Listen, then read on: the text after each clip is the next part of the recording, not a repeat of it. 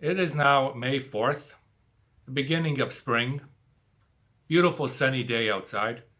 We are here in my garage, my workshop. I have it down here is my table saw. Over there is my miter saw. And well, it's generally a mess in here in my garage. I have plenty of ideas that I would like to do this summer. Starting with, well, down there is a whole lot of wood, pallet wood, and some good wood, and various other pieces.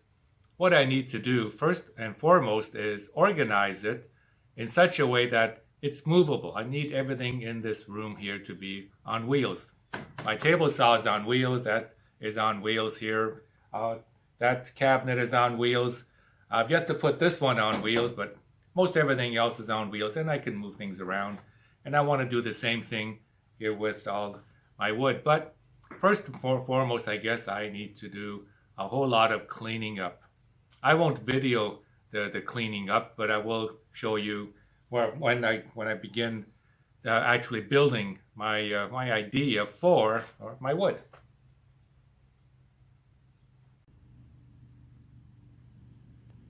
So here is the wood pile that I've been referring to. I found these 4 wheels, and I thought, well, I can use those wheels, build a base, and some kind of structure in order to put all of this wood and other pieces that I have floating here in my garage on something vertical and on wheels such that I could move it around. At least that's the plan. Before I get started, we need a plan. Now, I could go to a computer and come up with some designs called, let's see, I get this here, CGI,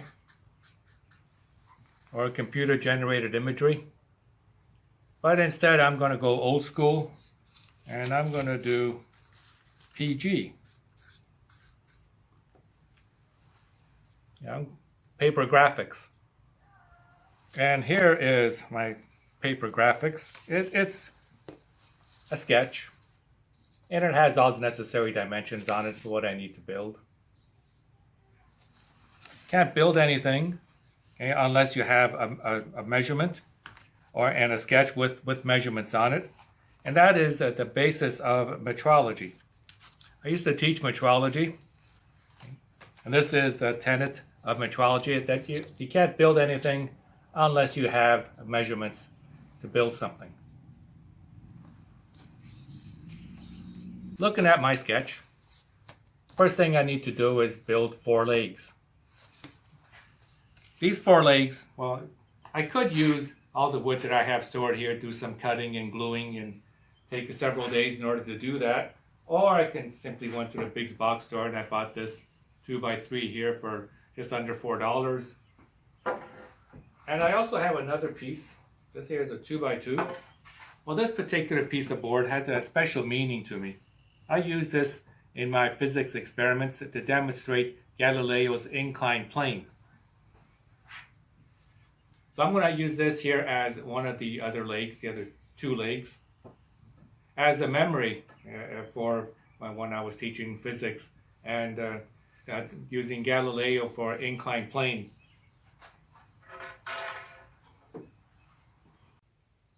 Well, it's time to do some building. According to my plans, I'm going to build a base, and that base needs to have boards that are 6 inches wide by 36 inches long and about ½ inch thick. I'll keep my plans handy right there so I can view it often. I do have boards. I've taken some of these from the pallet, which is off camera. And these are oak. They come from the pallets, but they don't have the dimensions I need. Solid oak. You can smell the oak on these. Not quite long enough. I use a measuring tape. And if I measure this one here, this is about the longest one that I have, at 31 inches. But I'm looking for 36. So I'm not going to use these particular boards. I will use them later on for the rest of the project. But I also found this. While I was driving around the neighborhood, somebody was throwing away, well, whatever this once was, but it's long enough It's flat. Probably fiberboard, I'll know it when I cut into it. And I don't know if I can get this here on the floor. It measures 47 inches, so I'll be able to get 36 inches out of this one easily. At 6 inches wide, I'll be able to cut 3 pieces, and then that third piece I'm going to cut in half. And I'll have the 2 lengths and the 2 sides that I need. And I will do all of this off camera. Here's the table saw. And I have the fence here that I'm going to have to adjust. I want to make it to 6 inches. I'm going to raise the blade. Now this is a special blade made for ripping. I have the board here. I need 6 inches. Let's see. I can do this several different ways. I'm going to use my T-square instead. I'm going to set this for 6.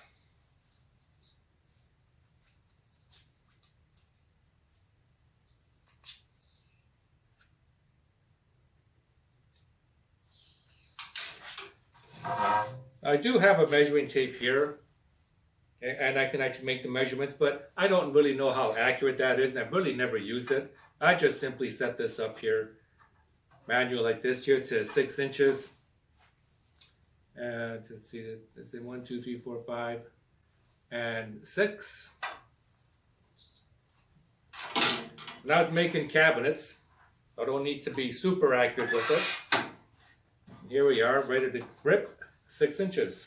So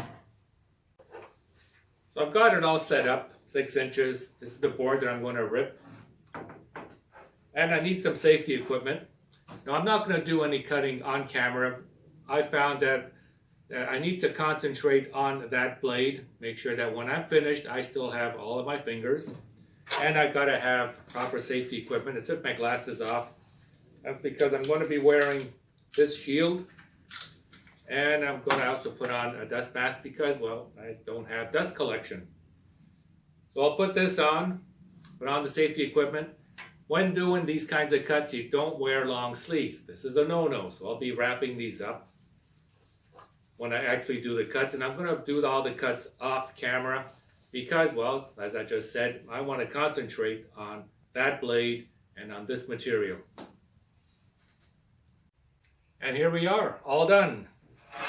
Got the 3 pieces ripped. All of them are 6 inches wide. Got one there, one here, and number 3.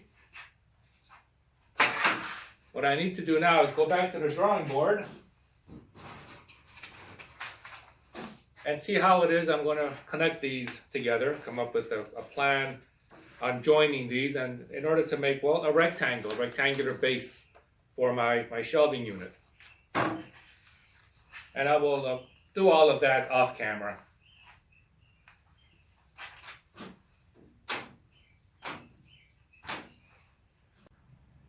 Well, the boards have been cut. Here they are. There's 2 of them, one for either side of the base. So they're 36 inches long and 6 inches wide.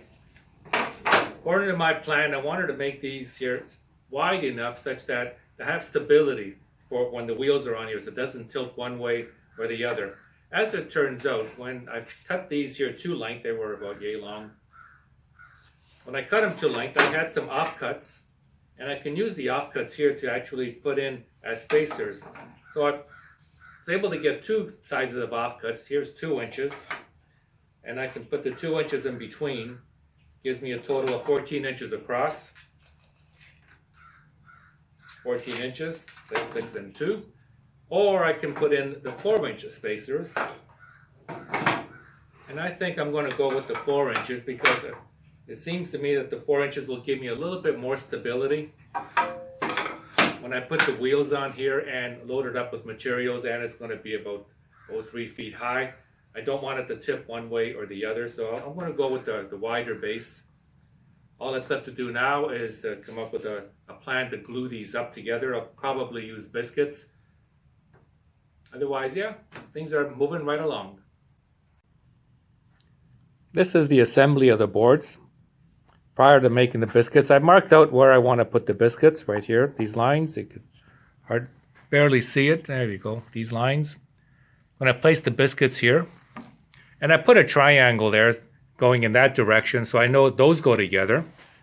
And I put a triangle going this way, so I know these all go together. All that's left to do now is, well, to cut the biscuits, put in the slot in here, and all on here as well as the other side. Glue it up and let it dry. So I've got it all set up, ready to put in the holes here for the biscuits. Here are the biscuits themselves. So what I need to do is make a little slot on the sides, right here, place a slot here and a slot there, in order for these biscuits here to slip fit in, like so. And to do that, well, I have this biscuit cutter. It has a blade that's recessed right now, and it's all set up. I'm going to place one biscuit here, one here, and one here. I got it all marked off. And I have the boards clamped down to my table saw, and I'm using the table fence back here. And it's all locked in such that this doesn't move. The force is going to be going that way as I make the cuts. So I need something stabilize it, I should say, going across. So I'll go ahead and start making all of these cuts, and well, I'll do all of them off camera. And they're all done now. This is what the biscuits would look like. Well, these the cuts. All of them have been cut according to these marks. These marks are always on the right side up. So I place this on the top of every one of them such that all these biscuits then will line up, and here they are. All that's left to do now is, well, an assembly, a dry assembly, and see how it all fits. So all the biscuit cuts have been done, just doing a dry assembly. Here are the biscuits, and it's hard for you to see from where you are. But I'm going to place them into the slots. And I've made 6 slots, three here and 3 on the other side. 3 here and, well, 3 on that side. The other assembly that you see on my table saw has already been put together. And this is a dry assembly. It's always a good thing to do a dry assembly before you put the glue on. And the idea of those triangles that you saw earlier, and I put 2 triangles on here, one going that way and another one triangle this way, such that when I reassemble this, I can assemble the proper sides together. All the pieces fit together as they should. All that's left to do now, put some glue on here, get some clamps, clamp them down, and wait for it to dry. So I have the biscuits in place. I also put glue on. All that's left to do now is to just add a little bit more glue here to just notice a spot. And assemble it. I've got it on top of my clamps. And I'm going to use the clamps to squeeze this together. They ought to fit. This one here is going to be a little stubborn.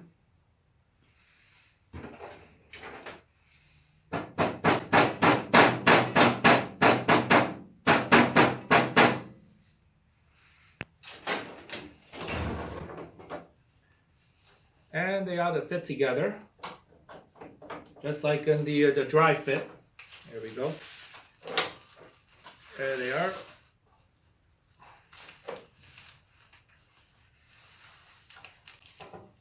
And of course, we're going to do some squeezing with the clamps. I have more clamps to put on here. This isn't enough, but it's a good start. Get me started.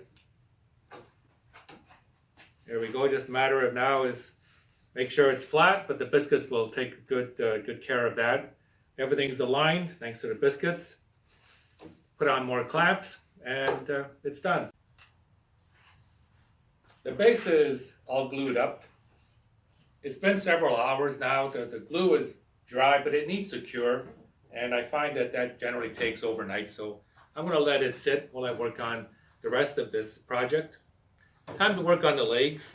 Here is the 2x2 by 8 feet long, and the other one that I bought here was a 2x3 by 8 feet long. I need to cut these down to 4 feet. Use a measuring tape. And I need marker.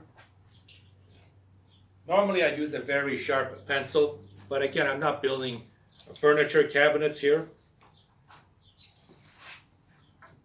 And I need to mark off 4 feet.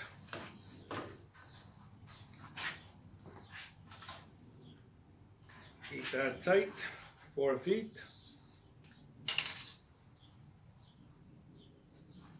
4 feet on that one, and 4 feet on the other one. Looks like it's going to wind up on a knot. That's not good. It's going to be right on a knot. Oh, just shy of the knot. Perfect. That means I can cut out the knot. Now, these are exceptionally long for my little shop right here. I would have to move things around in order to cut these using my table saw. So I'm going to go old school.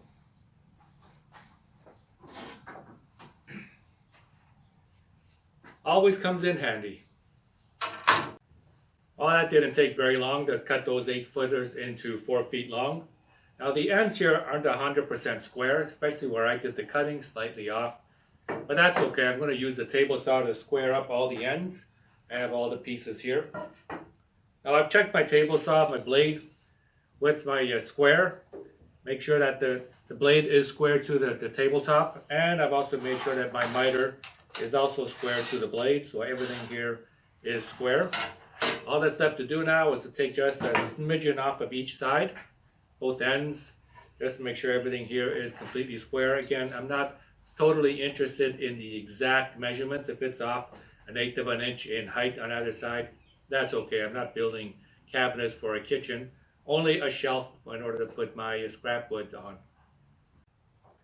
I'm getting ready now to make the final cut. Just got to adjust that blade a little bit. I don't need to have it about 1/4 inch above the wood. Again, I've rolled up my sleeves. I'm going to have my wife cut this to short sleeves like I did my other lab coat. This is the 3rd one that I've had so far. I just haven't quite modified it yet for this work. Oh, sure.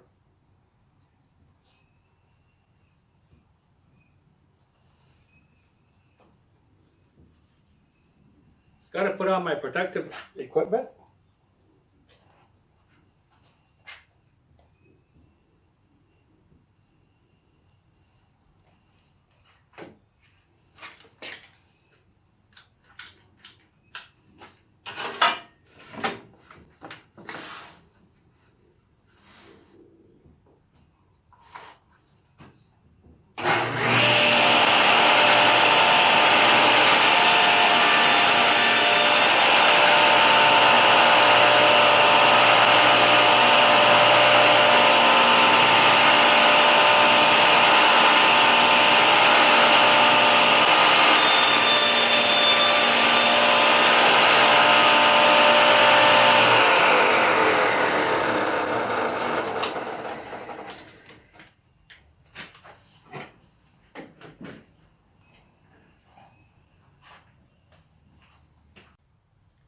So all pieces are now cut.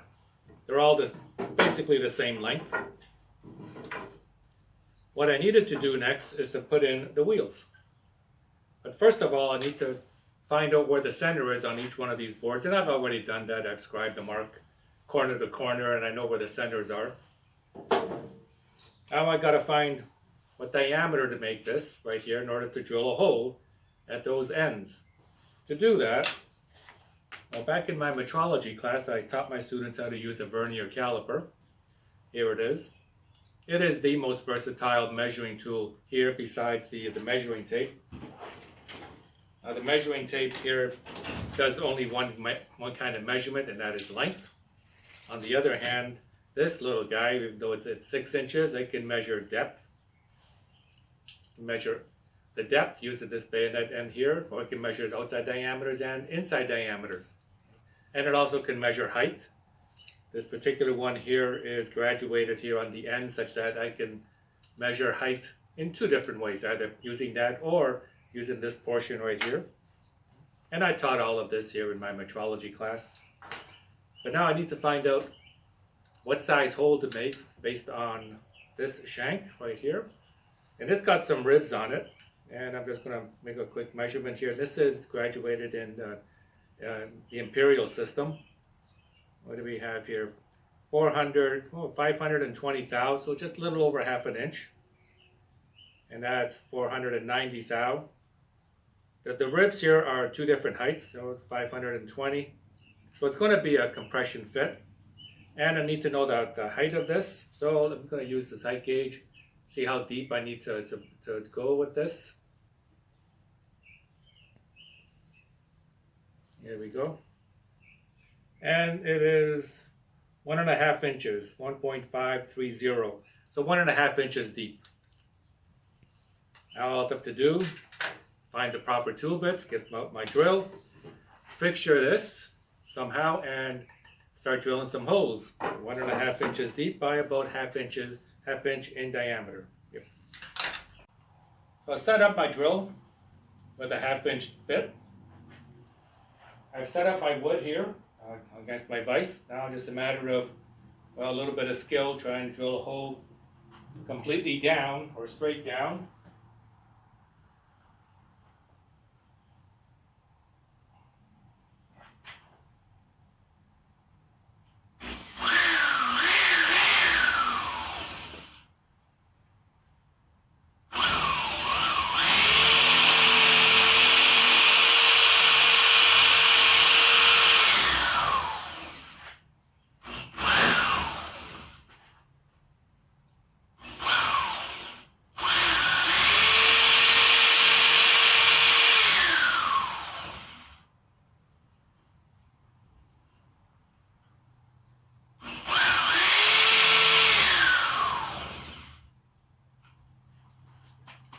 I have a mark on the shank here to know how deep I need to go, so I'll make sure I've at least made that depth. Now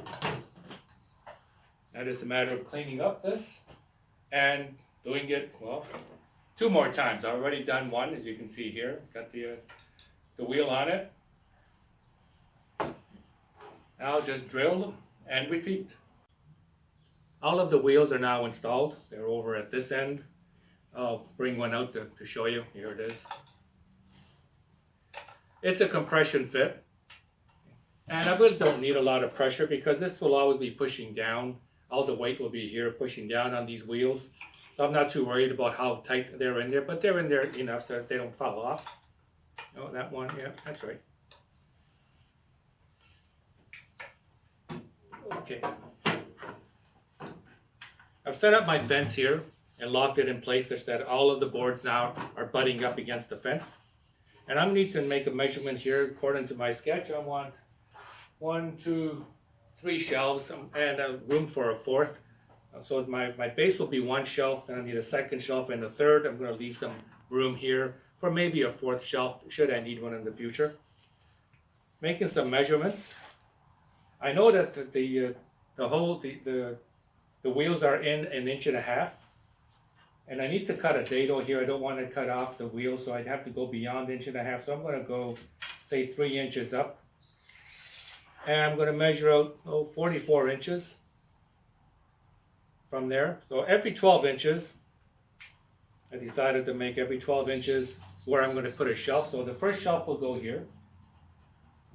Second shelf will go 12 inches up. Put a mark there. Next shelf 12 inches from there. And all of this I'm going to leave open. If I wanted to, I could put a 3rd shelf or a 4th shelf. The base will be 1, 2, 3, and the 4th shelf here at 3 feet, giving me a little head space on the top. But I'm just going to go with these 1, 2, and 3 for the time being. All I need to do is make some marks and then calculate the depth of a dado that I need to put in here. And I'll use my table saw to do that.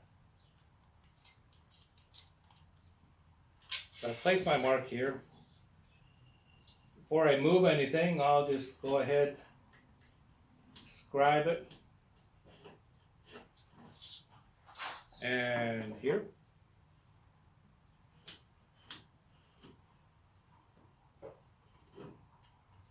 And one more. Right there.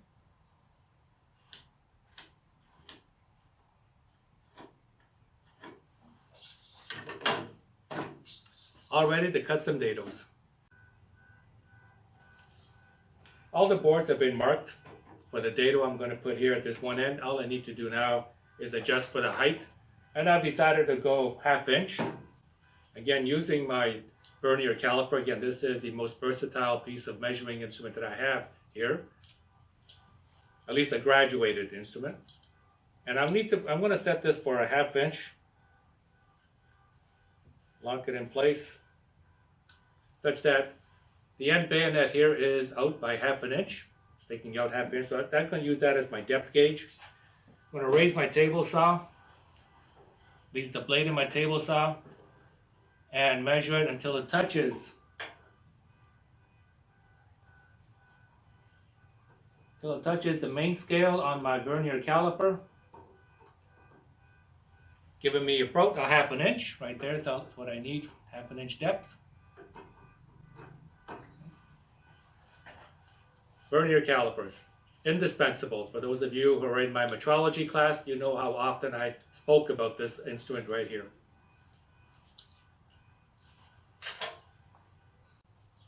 The dados are all cut. Here it is here. You can just see the cut. I lined them up. I made them such that they fit this piece of scrap. That comes from the original board, which I am going to put into those dados, if you recall. This is a scrap piece. And I lined up all of these dados such that when I line these up here at the base, they're all flush and parallel to each other, and I can put all the dados right in here. Everything here is square. All that's left to do now is to cut the others, but before I do that, I need to actually, I'll go into my scrap pile, find the boards that I want, see what the dimensions are of those boards, because they most likely won't be the same as this one. And when I make those specific shelves, then I will go ahead and cut the other two. So here is the assembled product. You can see the 4 wheels at the bottom, my base. I put a middle shelf and a top shelf. I could put an upper one up here, but I think I'm just going to leave it the way it is.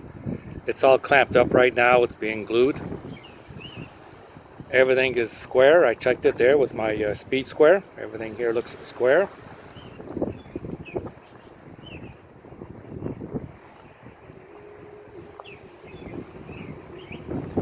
And you know, as they say, you can never have enough clamps. Well, that's basically all the clamps I have of this length. And here it is, all done.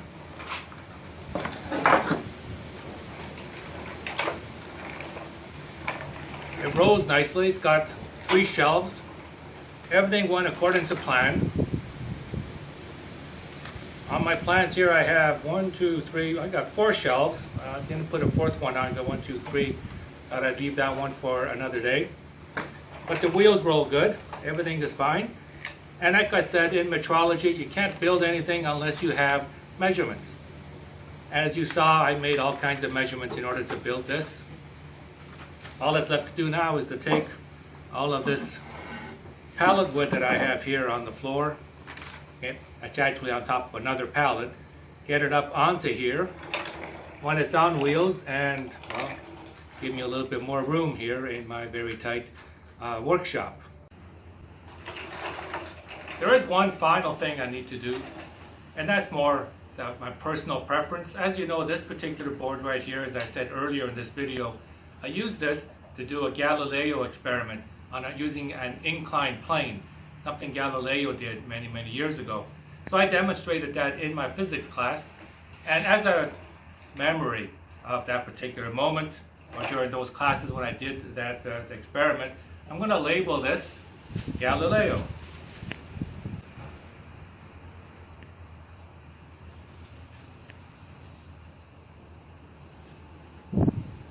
There we go, and I've already labeled the other one, the other side. You can see it here.